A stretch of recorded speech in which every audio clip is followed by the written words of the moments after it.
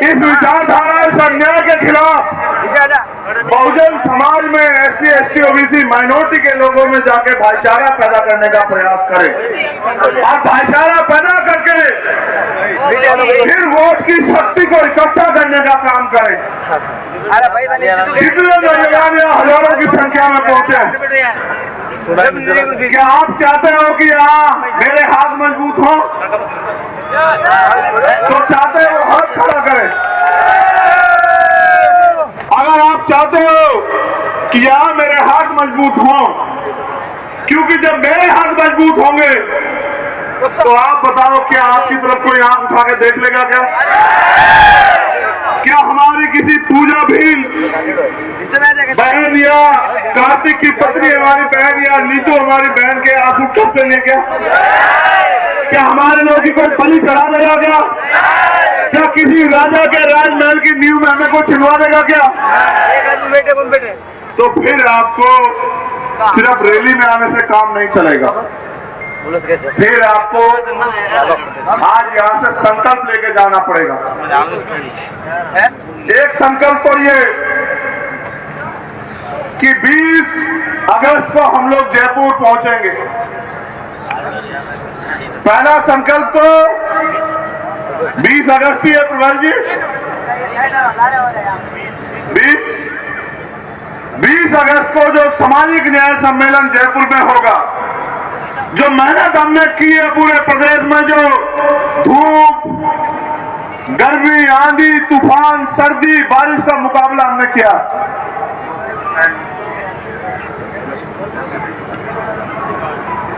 उस मेहनत के रंग को मजबूत करने के लिए हमारे साथियों ने बताया कि जोधपुर से हम लोग ट्रेन बुक करेंगे जयपुर के लिए।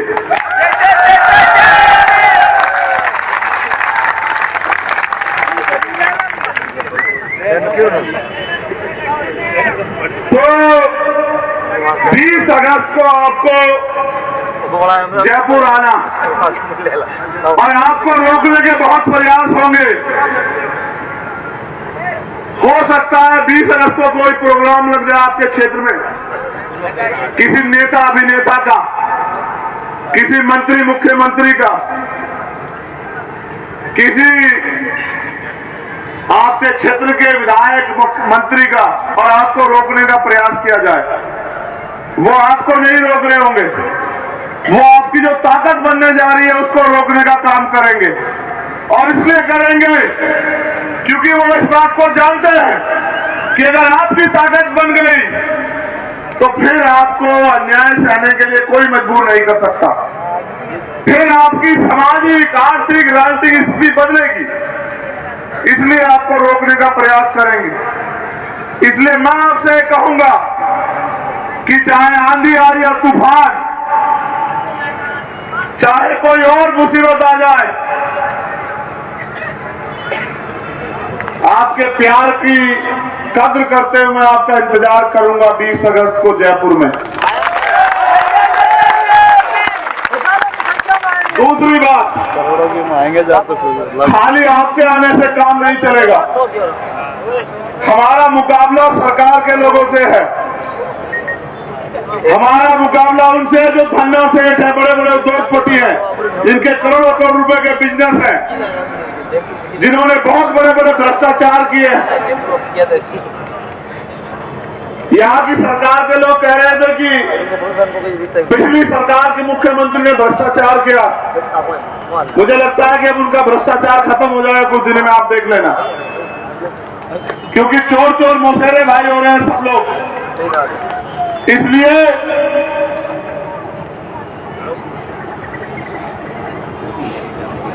आपको गांव में जाना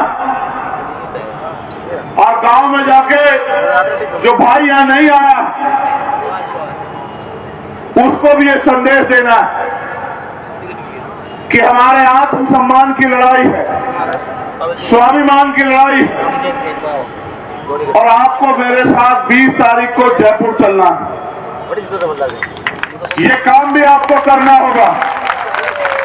उसके साथ साथ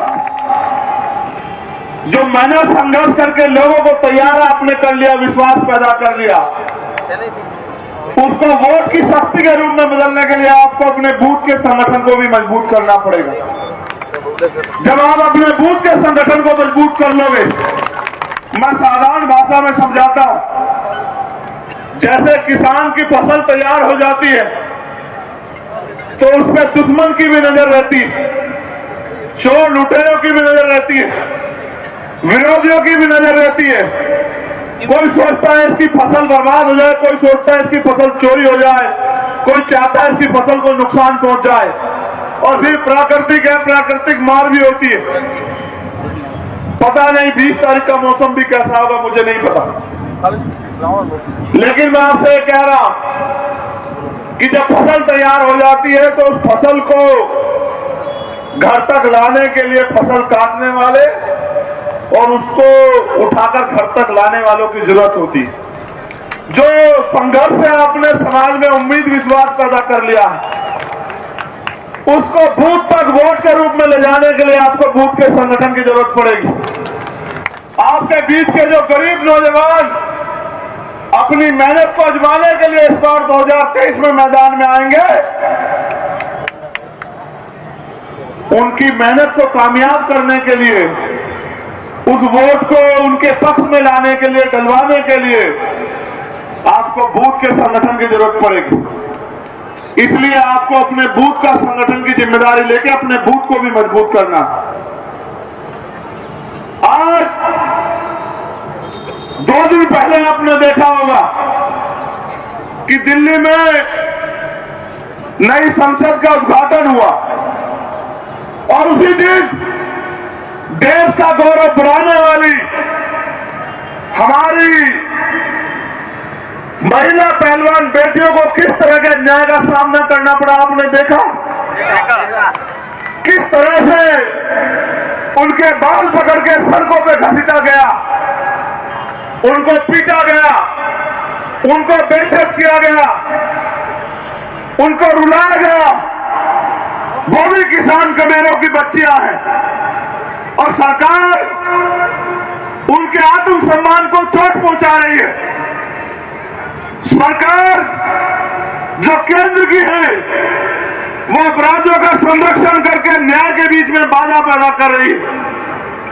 और आपने देखा जब इन्होंने राष्ट्रपति को बनाया, जो हमारे परिवार की है, महामहिम राष्ट्रपति द्रौपदी मुर्मू जी, इन्होंने कितने बड़े बड़े होल्डिंग पोस्टर लगाए, कितने बड़े बड़े वादे किए कि देखो हमने आदिवासी समाज की महिला को बनाया। उससे पहले जब इन्होंने दलित राष्ट्रपति बनाया तो इन्होंने कितने बड़े बड़े प्रचार प्रसार किए कि देखो हमने दलित समाज के व्यक्ति को राष्ट्रपति बनाया। लेकिन आपने देखा कि जब उनके सम्मान की बात आई, जब संसद की नींव रखी गई, तो महामहिम तत्कालिक राष्ट्रपति रामनाथ कोविंद जी को नहीं बुलाया। और अब जब नई संसद का उद्घाटन हुआ तो आज की जो तत्कालिक महामहिम है उनको नहीं बुलाया गया। ये दोनों बातें के बाद स्पष्ट करती हैं कि ये सिर्फ हमारे लोगों की वोट को लूटने के लिए, हमारे लोगों को सम्मान देने का दिखावा करती है, लेकिन जिस दिन वास्तविक सम्मान देना और अधिकार देने की बारी आती है, उस दिन जैसे दूध में से मक्खी को निकाल के फेंक देते हैं, इस तरह से ये हमारे लोगों को फेंक देते हैं। इसलिए आपको यह भी समझना पड़ेगा कि जो लोग हमारे उच्च पदों में बैठे, देश के सर्वोच्च पद पर बैठे लोगों को सम्मान नहीं दे सकते, वो हमें अधिकार कहां देंगे। इसलिए आपसे कहना चाहता हूं, इनके झूठे वादों में, झूठे नारों में, झूठी बातों में, इनके जुमलों में, इनके झूठे लालच में आने की जरूरत नहीं है। भारत को आजाद हुए 75 साल से ज्यादा हो गए, हमें कोई भी अधिकार मांगने से नहीं मिला। हमें पीने के पानी के लिए जहां तालाब में जानवर पानी पीते थे उसके लिए भी लाठियां खानी पड़ी। बाबा साहब अम्बेडकर को लाठियां खानी पड़ी, अब उनकी संतानें हो।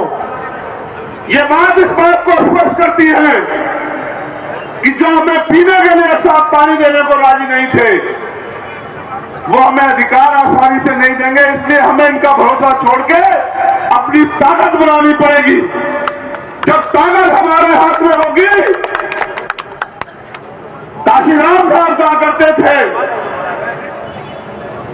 कि जिनके पास ताकत होती है उनकी बहन बेटियों के साथ कोई अन्याय नहीं करता, उनके लोगों की पगड़ी नहीं छाली जाती, मटकी छूने पे, घोड़ी चढ़ने पे, मूछे रखने पे उनकी हत्या नहीं होती। मैं आज आपसे,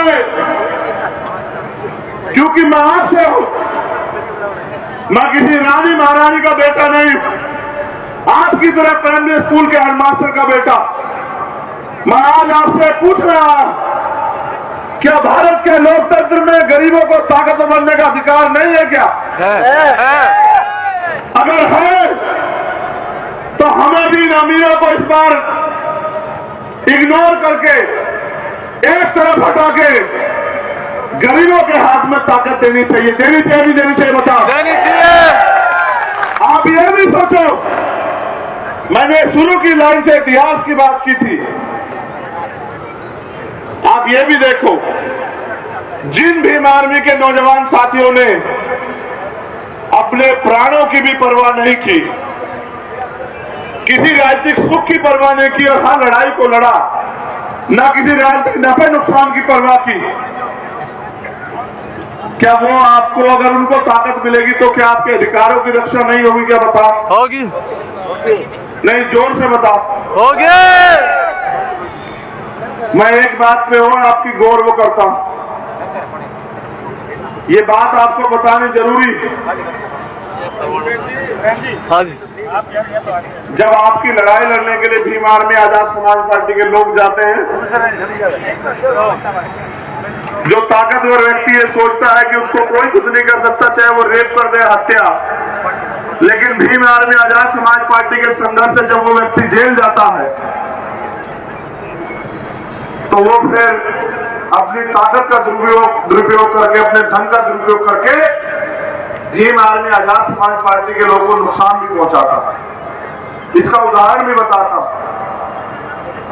बिहार में राकेश पासवान जो हमारे भाई थे, वैशाली जिले में, जो यहाँ के हमारे नेताओं की तरह अपने अधिकारों की लड़ाई लड़ते थे, उनको 20 गोलियां मार के अभी 1-2 महीने पहले उनकी हत्या की गई, सिर्फ इसलिए कि उसके रहते कोई सामंतवादी किसी कमजोर वर्ग की बच्ची को नहीं छू सकता, इसलिए उसकी हत्या की गई। और विदिशा मध्य प्रदेश में छतर सिंह जो हमारे जिलाध्यक्ष थे, उनकी हत्या की गई। ये बात मैं आपको इसलिए बता रहा हूं कि अगर ज्यादा दिन आपने लापरवाही की और आप गुमराह हुए और आपने राजनीतिक शक्ति से इनको दूर रखा, तो हो सकता है कल चंद्रशेखर के साथ भी अन्याय हो और आपके पास खोने को कुछ नहीं बचे। इसलिए मैं आपसे कहना चाहता हूं कि अपनी राजनीतिक ताकत बनाओ। जब आपके पास राजनीतिक ताकत होगी, आप जानते हो पुलिस के लोग मेरे घर से कार्रवाई क्यों नहीं करते? आप जानना चाहते हो? बताओ, जानना चाहते हो? जानना चाहते हैं? हमारी संख्या तो इतनी है, मगर हमारे घर से कार्रवाई क्यों नहीं करते? और एक विधायक एमपी कैसे कार्रवाई क्यों कर देते? मैं बताता हूं आपको। जब तक इनके मन में एक बात नहीं बैठेगी कि कल चंद्रशेखर आजाद या भीम आर्मी आजाद समाज पार्टी यह ताकतवर हो सकती है, क्योंकि इनको डर किस चीज से लगता है पता है आपको? इनको सस्पेंड होने से डर लगता है।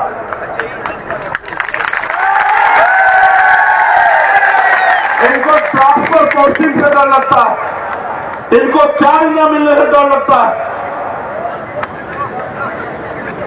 इनको डर लगता है कहीं इनके ऊपर मुकदमा न लिखवा दे सरकार। इनको एहसास पार्टी का ताकतवर हो जाएगी। आप मेरी बात को याद रखना, ये भागे भागे आपका काम किया जाएगा बिना कहे। आप मेरी बात को याद रखना।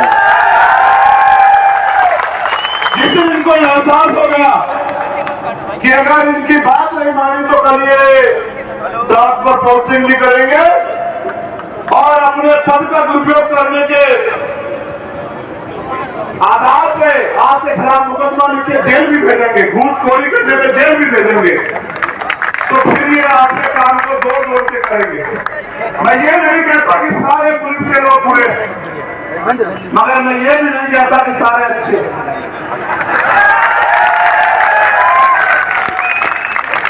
जो कमजोर वर्ग के लोग हैं वो तो प्रयास करते हैं न्याय देने का, लेकिन उनकी चोटी पे जो अधिकारी बैठा है और उनकी चोटी पे जो अधिकारी वहां जयपुर में बैठा है वो उनके हाथ बांध देता है कि नहीं, नौकरी सरकार की करे, सरकार के साथ चलो।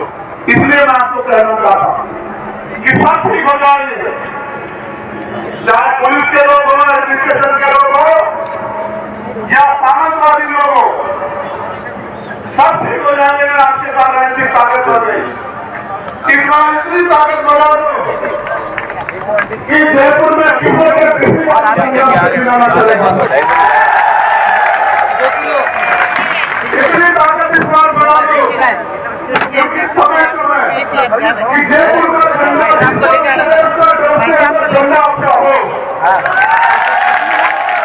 अगर ये ताकत आपने बना ली तो मेरी बात को याद रखना कि फिर डंडा चलाने की जरूरत आपको नहीं रहेगी। मेरी बात को याद रखना। इसलिए मेहनत करो। कविता की दुकान तो कौन सी वापस गाँव में लोगों अपनी पार्टी संगठन अपने संघर्ष की बात लेके लोगों को जाओ। देख रहा हूँ कब से दिमाग में। अपने लोगों को समझाओ कि वोट का अधिकार गुलामी को मुक्ति के लिए मिला है। अच्छा, अपने लोगों को भी बताओ कि वोट के अधिकार के बाद आपने और ये भी बताओ कि अगर वोट का अधिकार न रहा और कैसे तो ये ताकतवर लोग आपकी पत्ती में पैर रखने में आएंगे, आज आपके पैर छूटे पैर होते हैं।